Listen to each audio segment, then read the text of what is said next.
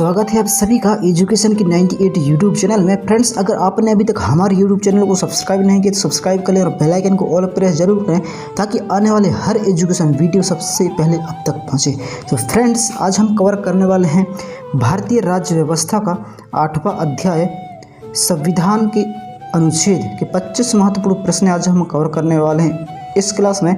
और फ्रेंड्स, ये भाग 1 है, पार्ट 1 है गाइस ये इस अध्याय का, क्योंकि अधिक सारे मोस्ट इम्पोर्टेंट प्रश्न हैं संविधान के अनुच्छेद से, क्योंकि ये संविधान के अनुच्छेद से जो है क्वेश्चन पूछ ही लिए जाते हैं एग्जाम में। तो इसलिए फ्रेंड्स, क्योंकि क्लास अधिक लंबा हो जाता, इसके चलते मैंने इसको 2 या 3 भागों में विभाजित किया हुआ है संविधान के अनुच्छेद को। तो चलिए फ्रेंड्स, आज का क्लास हम शुरू करते हैं और देखते हैं आज के मोस्ट 25 इम्पोर्टेंट प्रश्न है संविधान के अनुच्छेद के। और ये पहला पार्ट है गाइस संविधान के अनुच्छेद के। तो फ्रेंड्स, ये रहा पहला प्रश्न है आपके सामने। संविधान सभा द्वारा अंतिम रूप से पारित संविधान में कुल कितने अनुच्छेद तथा अनुसूचियां हैं? संविधान सभा द्वारा अंतिम रूप से पारित संविधान में कुल कितने अनुच्छेद तथा अनुसूचियां हैं? तो कितने हैं गाइस? कुल अनुच्छेद कितने हैं और कितनी अनुसूचियां हैं?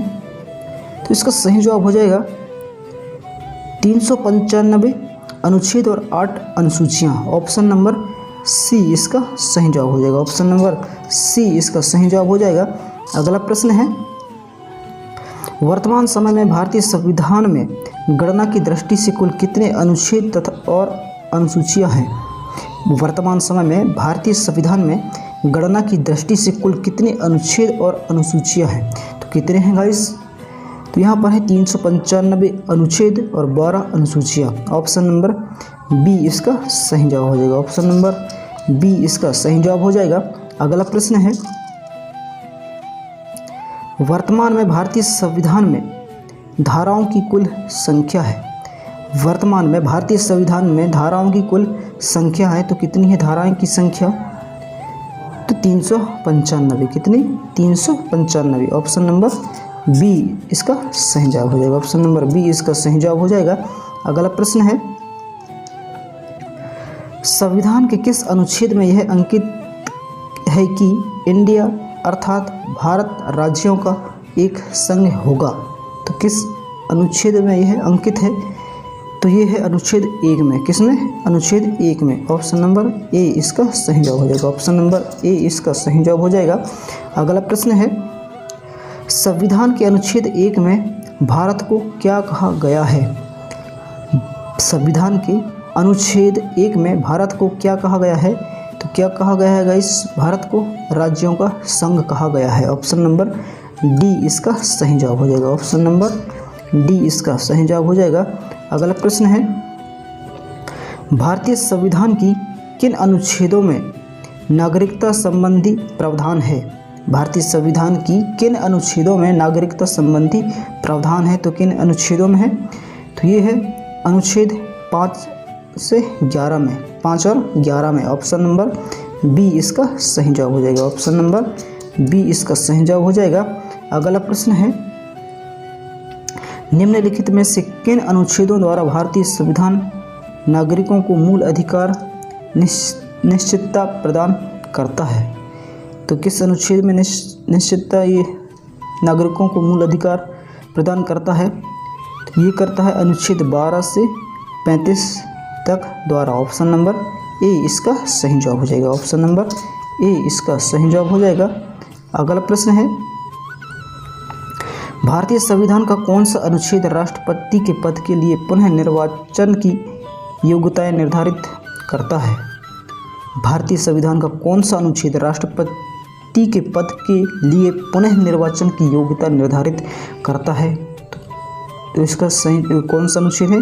तो यह है अनुच्छेद 57। ऑप्शन नंबर डी इसका सही जवाब हो जाएगा। ऑप्शन नंबर डी इसका सही जवाब हो जाएगा, अनुच्छेद 57। अगला प्रश्न है,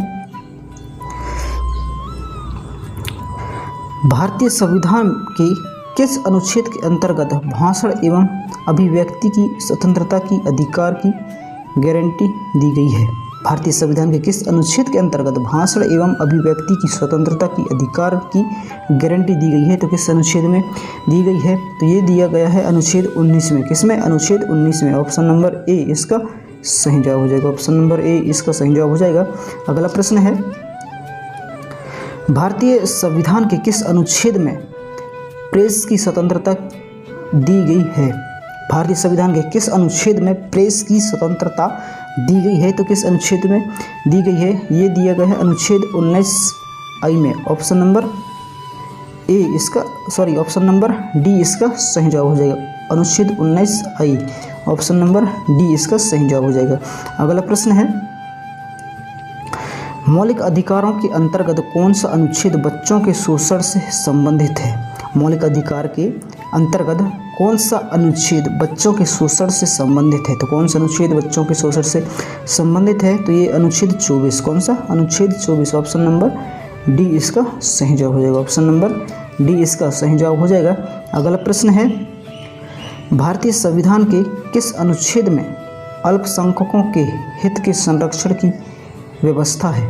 भारतीय संविधान के किस अनुच्छेद में अल्पसंख्यकों के हित के संरक्षण की व्यवस्था है? तो किस अनुच्छेद में है? तो यह है अनुच्छेद 29 में। ऑप्शन नंबर बी इसका सही जवाब हो जाएगा। ऑप्शन नंबर बी इसका सही जवाब हो जाएगा। अगला प्रश्न है, कौन से अनुच्छेद के अंतर्गत भारत का सर्वोच्च न्यायालय नागरिकों के मौलिक अधिकारों की रक्षा करता है? कौन से अनुच्छेद के अंतर्गत भारत का सर्वोच्च न्यायालय नागरिकों के मौलिक अधिकारों की रक्षा करता है? तो कौन से अनुच्छेद है? सो गाइस ये है अनुच्छेद 32। कौन सा है? अनुच्छेद 32। ऑप्शन नंबर डी इसका सही जवाब हो जाएगा। ऑप्शन नंबर डी इसका सही जवाब हो जाएगा। अगला प्रश्न है,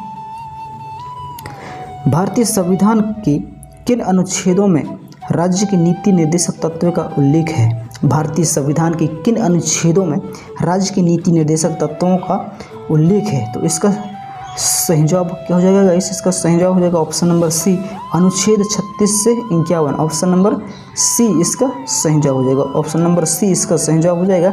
अगला प्रश्न है, भारतीय संविधान के अंतर्गत कल्याणकारी राज्य की अवधारणा निम्नलिखित में से किस अनुच्छेद में वर्णित है? तो किस में वर्णित है? तो ये है किसमें? अनुच्छेद 39 में। ऑप्शन नंबर बी इसका सही जवाब हो जाएगा। ऑप्शन नंबर बी इसका सही जवाब हो जाएगा।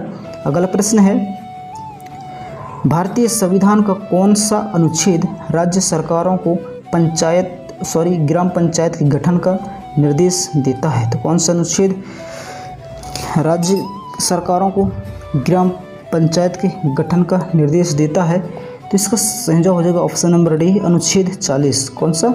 अनुच्छेद 40। ऑप्शन नंबर डी इसका सही जवाब हो जाएगा। ऑप्शन नंबर डी इसका सही जवाब हो जाएगा। अगला प्रश्न है, 42वें संशोधन द्वारा संविधान के किस अनुच्छेद में मौलिक कर्तव्यों को जोड़ा गया है? 42वें संशोधन द्वारा संविधान के किस अनुच्छेद में मौलिक कर्तव्यों को जोड़ा गया है? तो किस अनुच्छेद में मौलिक कर्तव्यों को जोड़ा गया है? तो ये जोड़ा गया है अनुच्छेद 51A में। ऑप्शन नंबर बी इसका सही जवाब हो जाएगा। ऑप्शन नंबर बी इसका सही जवाब हो जाएगा। अगला प्रश्न है, भारतीय संविधान के किस अनुच्छेद में मौलिक कर्तव्यों की चर्चा की गई है? भारतीय संविधान के किस अनुच्छेद में मौलिक कर्तव्यों को चर्चा की गई है? तो ये किया गया है किसमें? अनुच्छेद 51A में। ऑप्शन नंबर बी इसका सही जवाब हो जाएगा। ऑप्शन नंबर बी इसका सही जवाब हो जाएगा। अगला प्रश्न है, संघ की कार्यपालिका शक्ति राष्ट्रपति में निहित होगी, जिसका प्रयोग वह स्वयं व अपने अधीनस्थ अधिकारियों के द्वारा करेगा। तो ये किस अनुच्छेद में है? तो ये है अनुच्छेद 53 में। ऑप्शन नंबर सी इसका सही जवाब हो जाएगा। ऑप्शन नंबर सी इसका सही जवाब हो जाएगा। अगला प्रश्न है, भारत के संविधान के कौन से अनुच्छेद में भारत के राष्ट्रपति के महाभियोग के प्रावधानों के बारे में उल्लेख किया गया है? तो किस अनुच्छेद में उल्लेख किया गया है? तो ये किया गया है अनुच्छेद 61 में। ऑप्शन नंबर बी इसका सही जवाब हो जाएगा। ऑप्शन नंबर बी इसका सही जवाब हो जाएगा।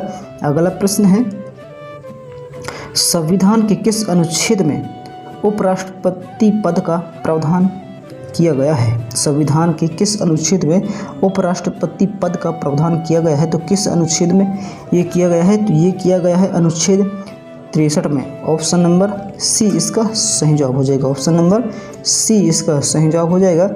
अगला प्रश्न है, संविधान के किस अनुच्छेद के अंतर्गत है कि मंत्रीगण सामूहिक रूप से लोकसभा में प्रति उत्तरदायी हैं, मतलब लोकसभा के प्रति उत्तरदायी हैं? तो किस अनुच्छेद के अंतर्गत है? तो ये है अनुच्छेद 75 के तहत। ऑप्शन नंबर सी इसका सही जवाब हो जाएगा। ऑप्शन नंबर सी इसका सही जवाब हो जाएगा।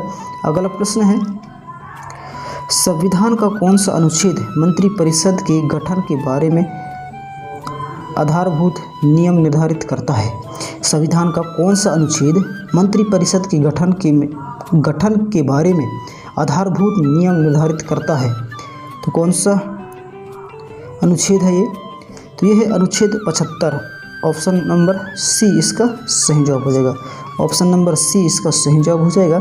अगला प्रश्न है, भारत के महान्यायवादी की नियुक्ति से संबंधित अनुच्छेद कौन सा है? भारत के महान्यायवादी की नियुक्ति से संबंधित अनुच्छेद कौन सा है? तो ये अनुच्छेद है अनुच्छेद 76। ऑप्शन नंबर सी इसका सही जवाब हो जाएगा। ऑप्शन नंबर सी इसका सही जवाब हो जाएगा। अगला प्रश्न है, आज की क्लास का अंतिम प्रश्न है कि कौन सा अनुच्छेद संसद के 2 अधिवेशन के बीच 6 माह के अंतराल की अनिवार्यता का उल्लेख करता है? मतलब कौन सा अनुच्छेद संसद के 2 अधिवेशनों के बीच 6 माह के अंतराल की अनिवार्यता का उल्लेख करता है? तो कौन सा अनुच्छेद है ये? तो ये है अनुच्छेद 85। ऑप्शन नंबर डी इसका सही जवाब हो जाएगा। ऑप्शन नंबर डी इसका सही जवाब हो जाएगा। तो फ्रेंड्स, कुछ इस तरह रहे आज की क्लास के मोस्ट 25 इम्पोर्टेंट प्रश्न है संविधान के अनुच्छेद के पहला पार्ट था गाइस। तो फ्रेंड्स, क्लास कैसा लगा नीचे कमेंट कर जरूर बताएं, और पहली बार अगर हमारे यूट्यूब चैनल में विजिट किए हैं तो प्लीज़ चैनल को सब्सक्राइब कर बेल आइकन को ऑल पर जरूर करें, ताकि आने वाले हर एजुकेशन वीडियो आप तक सबसे जल्द पहुंचे। तो फ्रेंड्स, मिलते हैं नेक्स्ट क्लास में। तब तक के लिए जय हिंद, वंदे मातरम। अपना ख्याल रखिएगा।